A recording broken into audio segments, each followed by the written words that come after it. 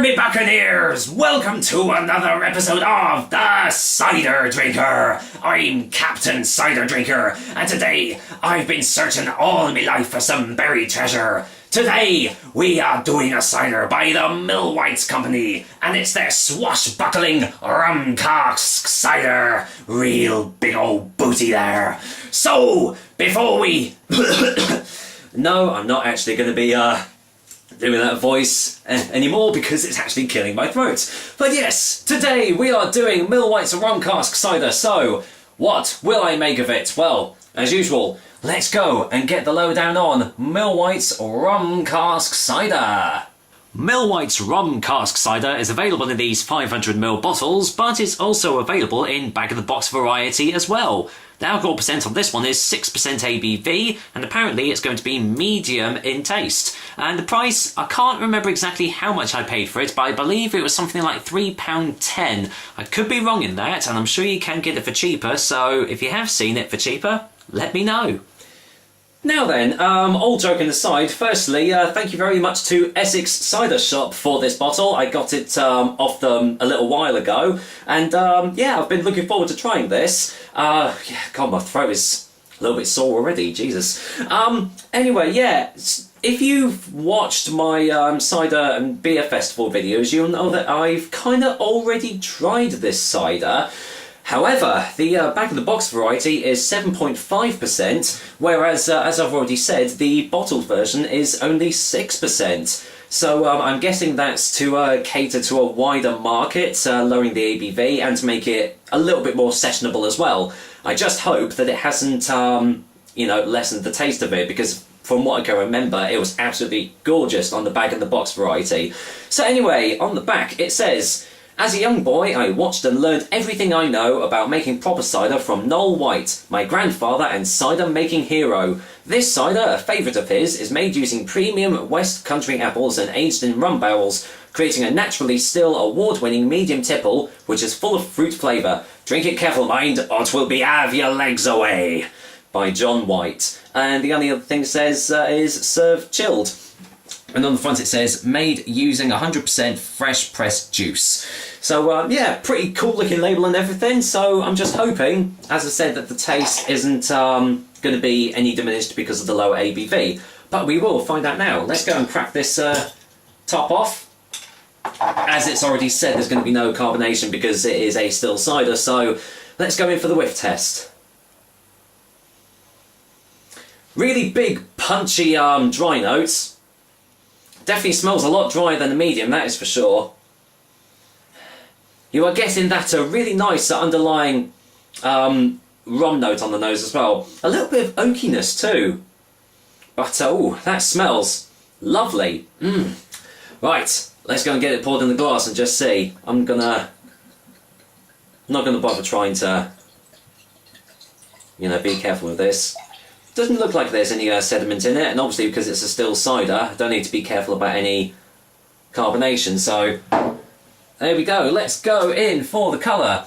And yeah, pretty standard really. Looks quite light in colour, bit straw-like as you can see there. Look at that, that's probably the a little bit of natural sediment that's in there, from the looks of it anyway.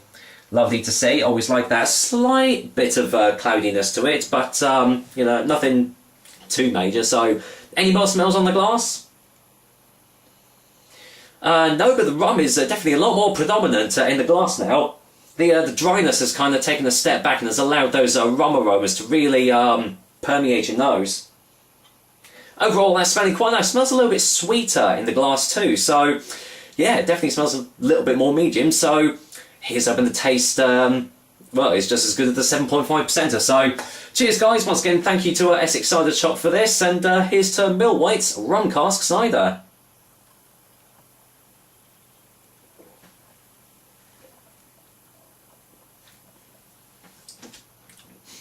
Straight away, getting the rum hit there. Bit of a strange aftertaste. Let's go for a second opinion.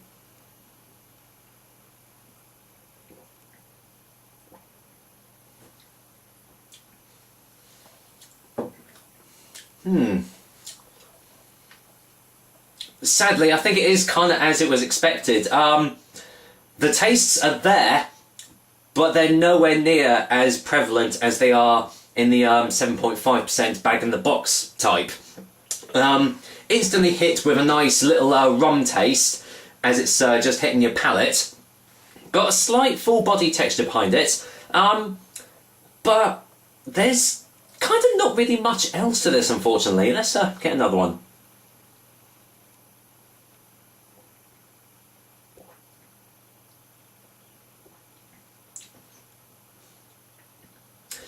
I'd say this is probably more airing on the medium sweet side rather than like the medium dry side. Although it does give a little bit of a dry mouthfeel after it's gone down your throat. So it is doing what a medium cider is supposed to do, but there's no real big hits of tastes or flavours. As I said, you're getting a really, really lovely rummy taste on the initial taste. But apart from that, there's not really a lot else. The first sip that I had kind of had a strange tinny sort of aftertaste to it, which thankfully I'm not actually getting in any of the other sips that I've had.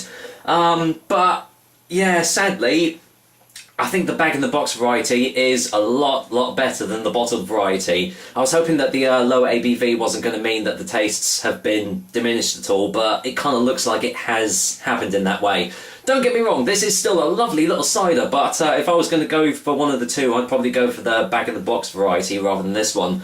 But anyway, let's get a final taste before the final verdict.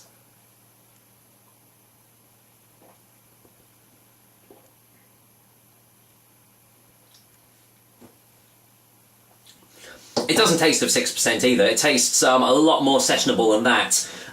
So yeah, this is going to be a cider that can actually be quite easily sessionable, but quite deadly as well, because obviously the 6%er, not quite danger cider territory, but I reckon after one or two of these bottles you'll probably start kind of feeling the effects. But yeah, as I've already said, if you want to see my opinions on the bag-in-the-box variety, go and check out my Chelmsford, I think it's my Chelmsford Beer Festival video that I did. I think it's only my second festival video I ever did. And yeah, you can see my views on that.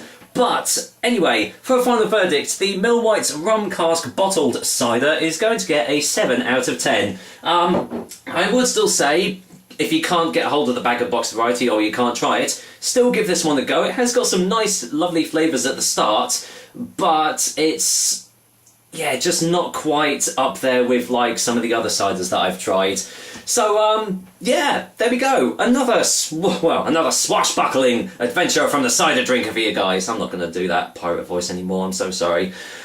So yeah, until next time, I will be back with another delicious and tasty cider soon. Who knows? Maybe I'll do some more Millwhites ciders in the future. I think I've actually tried their hedge layer as well, and that was quite nice. And I think I've also tried their apples and pears, their cider at Chapel Beer Festival.